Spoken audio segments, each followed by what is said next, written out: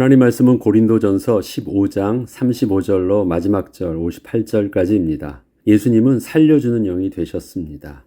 바울은 첫 번째 아담을 산 영이라고 고백하고 있고 둘째 아담 되신 예수님을 살리는 영이 되신 주님으로 표현하고 있습니다. 고린도전서 15장 35절로 38절에는 누가 묻기를 죽은 자들이 어떻게 다시 살아나며 어떠한 몸으로 오느냐 하리니 어리석은 자여 내가 뿌리는 씨가 죽지 않으면 살아나지 못하겠고 내가 뿌리는 것은 장래의 형체를 뿌리는 것이 아니요 다른 밀이나 다른 것의 알맹이 뿐이로되 하나님이 그 뜻대로 그에게 형체를 주시되 각 종자에게 그 형체를 주시느니라.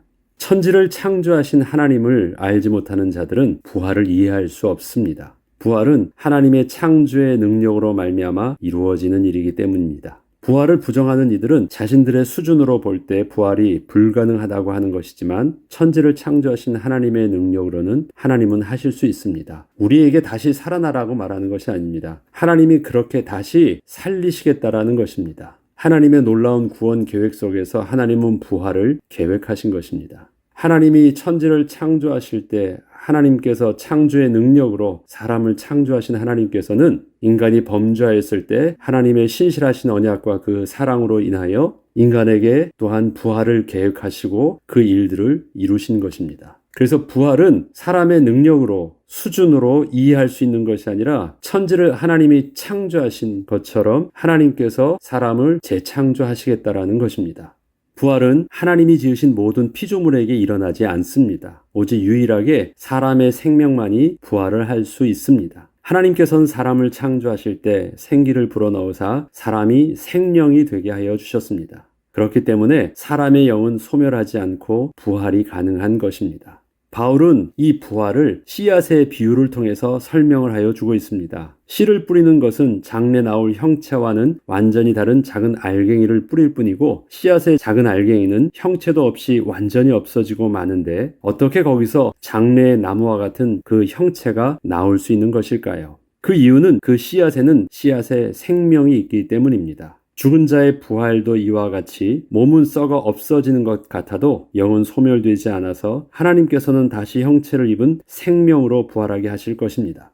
바울은 계속해서 사람의 생명이 다른 피조물의 생명과 그 본질이 다른 이유에 대하여 이렇게 설명을 하고 있습니다. 39절로 41절까지 보면 육체는 다 같은 육체가 아니니 하나는 사람의 육체요 하나는 짐승의 육체요 하나는 새의 육체요 하나는 물고기의 육체라. 하늘에 속한 형체도 있고 땅에 속한 형체도 있으나 하늘에 속한 것의 영광이 따로 있고 땅에 속한 것의 영광이 따로 있으니 해의 영광이 다르고 달의 영광이 다르며 별의 영광도 다른데 별과 별의 영광이 다르도다. 바울은 먼저 짐승의 육체와 사람의 육체는 동일하게 흙으로 만들어졌으나 본질적으로 다르다는 것을 분명히 하였습니다. 사람은 하나님의 형상을 따라 지은 바 된 하늘에 속한 형체인 것입니다. 하나님께서는 모든 피조물을 당신의 선하신 뜻을 따라 창조하실 때 각기 그 피조물마다 고유한 하나님의 영광을 심어 놓으셨듯이 사람에게도 하늘에 속한 특별한 영광을 심으셔서 창조하여 주셨습니다. 이렇게 지으신 사람의 형체와 그에게 속한 영광은 사람에게만 주신 하나님의 아주 고유한 것이며 어떠한 피조물로도 대신할 수 없는 것이고 다른 피조물을 통하여 사람을 이해할 수도 없는 것입니다. 오직 유일하게 하늘에 속한 형체와 하늘의 영광으로 지음받은 인간에 대한 그 올바른 이해는 오직 인간이 하나님을 만날 때 온전히 깨달을 수 있습니다. 세상은 죽은 자의 부활을 도저히 상상조차 할 수 없습니다. 역사적으로 단 한 번도 다시 산 자가 없고 아직까지 살아있는 자도 없기 때문입니다. 하나님께서 범죄함으로 하늘에 속한 생명과 그 영광을 잃어버린 사람에게는 땅에 속한 생명처럼 육신의 죽음을 이어나가고 있었기에 하늘에 속하신 예수 그리스도께서 오셔서 생명의 부활을 보여주시기 전까지 세상은 아무도 이해할 수 없었던 것입니다. 그러나 그 생명은 다른 모든 피조물과는 근본적으로 다른 생명이었기에 절대 소멸할 수 없었으며 하나님께서는 끝까지 인간을 사랑하사 다시 구원의 은혜를 베풀어 주셔서 하늘에 속한 생명과 그 영광을 다시 회복하여 주시길 기뻐하신 것입니다. 이처럼 부활은 창조주 하나님께서 당신의 백성을 향하여 베푸시는 구원의 은혜이십니다. 하나님께서는 당신의 지으신 사람을 그 부활을 통하여 더욱더 온전한 모습으로 재창조하여 주실 것을 계획하신 것입니다. 고린도전서 15장 42절로 44절에는 죽은 자의 부활도 그와 같으니 썩을 것으로 심고 썩지 아니할 것으로 다시 살아나며 욕된 것으로 심고 영광스러운 것으로 다시 살아나며 약한 것으로 심고 강한 것으로 다시 살아나며 육의 몸으로 심고 신령한 몸으로 다시 살아나나니 육의 몸이 있은즉 또 영의 몸도 있느니라. 바울은 부활은 단지 다시 살아난다는 것이 아니라 사람을 이전보다 더 온전한 모습으로 재창조하시는 하나님의 은혜의 역사이심을 설명합니다. 그리고 그 온전한 부활의 축복을 누릴 수 있도록 예수께서 이 땅에 오신 것임을 증거하고 있는 것입니다. 45절로 49절의 본문에 보면 기록된 바 첫사람 아담은 생령이 되었다 함과 같이 마지막 아담은 살려주는 영이 되었나니 그러나 먼저는 신령한 사람이 아니요 육의 사람이요 그 다음에 신령한 사람이라. 첫사람은 땅에서 났으니 흙에 속한 자이거니와 둘째 사람은 하늘에서 나셨느니라. 무릇 흙에 속한 자들은 저 흙에 속한 자와 같고 무릇 하늘에 속한 자들은 저 하늘에 속한 이와 같으니 우리가 흙에 속한 자의 형상을 입은 것 같이 또한 하늘에 속한 이의 형상을 입으리라. 바울은 아담과 예수님을 비교하면서 예수님을 둘째 아담으로 증거합니다. 첫째 아담은 땅에 속한 흙으로 지음받아 하나님의 생명을 입은 자라면 둘째 아담으로 오신 예수님은 생명의 근원 되신 하나님께서 하늘에 속한 것으로 육신을 입으시고 이 땅에 오신 분이십니다. 첫째 아담은 하나님께서 다른 피조물들과 다르게 하나님의 생명을 주셔서 생령, 즉 하나님의 생명을 가진 자가 되게 하신 것이었지만 둘째 아담 되신 예수님께서는 하늘에 속한 영광으로 오셔서 허물과 죄로 죽은 우리의 육신을 다시 하늘에 속한 몸으로 부활하게 하시고 다시 하나님의 영광 가운데 거하게 하여 주셨습니다. 바울은 부활에 대하여 우리가 흙에 속한 자의 형상을 입은 것 같이 또한 하늘에 속한 이의 형상을 입으리라는 그 고백을 통하여 살려주는 영이 되신 예수 그리스도를 통하여 우리도 예수님처럼 우리의 죽은 몸도 다시 부활하여 하늘에 속한 이의 형상을 동일하게 입을 것임을 증거하였습니다. 부활은 우리를 향하신 하나님의 위대한 구원의 계획이십니다. 그때에는 더 이상 사망이 왕노릇하지 못할 것입니다. 죽음을 두려워하는 육신을 향하여 사단은 오늘도 끊임없이 두려움을 주고 우리를 종처럼 부리고 있지만 예수 생명을 통하여 부활의 소망을 품은 우리에게는 죽음은 더 이상 아무것도 아닐 것입니다. 그래서 오늘 본문은 마지막에 이렇게 기록되고 있습니다. 보라, 내가 너희에게 비밀을 말하노니 우리가 다 잠잘 것이 아니요 마지막 나팔의 순식간에 홀연히 다 변화되리니 나팔 소리가 나매 죽은 자들이 썩지 아니할 것으로 다시 살아나고 우리도 변화되리라. 이 썩을 것이 반드시 썩지 아니할 것을 입고 이 죽을 것이 죽지 아니함을 입으리로다. 참고로 제가 지난 시간에 말씀드렸듯이 부활은 하나님의 백성에게만 일어나는 것이 아닙니다. 모든 사람은 다 부활합니다. 하나님의 구원을 위해서 공의의 하나님께서는 모든 사람을 다 부활하게 하셔서 저들의 선악간의 그 행위대로 하나님은 심판하여 주실 것입니다. 그 가운데 그 안에 예수의 생명이 있는 자는 영원한 하나님 나라의 형상과 영광으로 다시 회복시켜 주실 것이고 그 안에 예수 생명이 없는 자들에게 있어서는 바로 불못의 영원한 하나님의 저주의 형벌 속으로 들여보낼 것입니다. 이것을 요한계시록에서는 둘째 사망이라,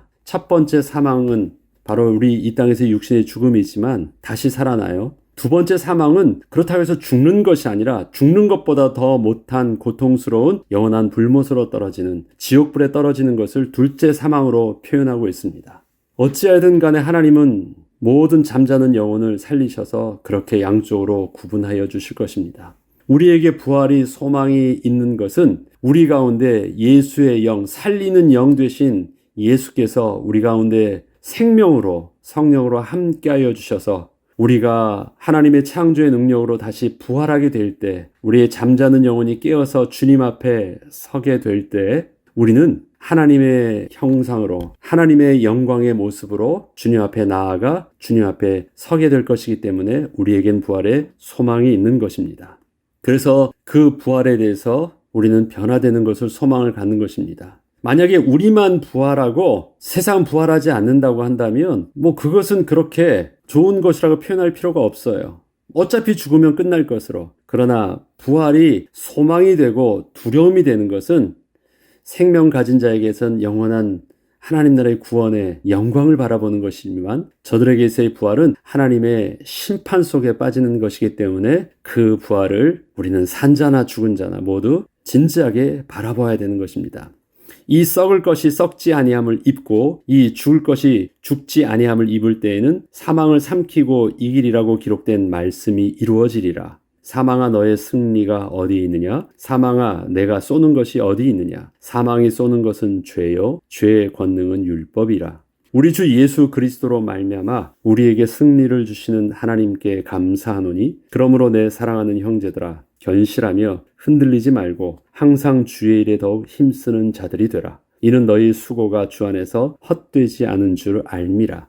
이 땅에서의 우리의 삶이 내세가 있는 줄 알고 영원한 본향 하나님 나라가 있는 줄 알고 우리가 거룩하신 하나님 앞에 설 것을 우리가 알기에 오늘도 우리가 이 땅에서의 삶의 수고와 삶의 진지한 태도는 또 하나님 앞에서의 거룩을 사모하며 나아가는 우리의 발걸음은 우리의 수고가 헛되지 아니할 것입니다. 하나님께서 우리에게 예수 그리스도의 부활을 통해서 부활의 있음을 명확하게 증거하여 주셨습니다. 예수를 죽은 자 가운데 살리신 하나님의 창조의 능력은 우리의 죽은 몸도 우리를 죽었다 말씀하지 아니하시고 잠자는 자들아 깨어 일어나라 말씀하실 때 창조의 능력으로 우리는 호련히 변화되어 주님 앞에 서게 될 것입니다. 그때 저와 여러분의 모습이 예수 생명으로 인하여 살려주는 영 예수 그리스도를 통하여 산 자의 모습으로 주님 앞에 나가는 그 은혜의 비밀들을 여전히 우리의 소망 가운데 붙잡고 오늘 우리의 삶이 더욱더 하나님 앞에서 온전한 삶을 살 수 있도록 성령의 인도받는 저와 여러분들에게 주의 이름으로 축복합니다. 기도하겠습니다.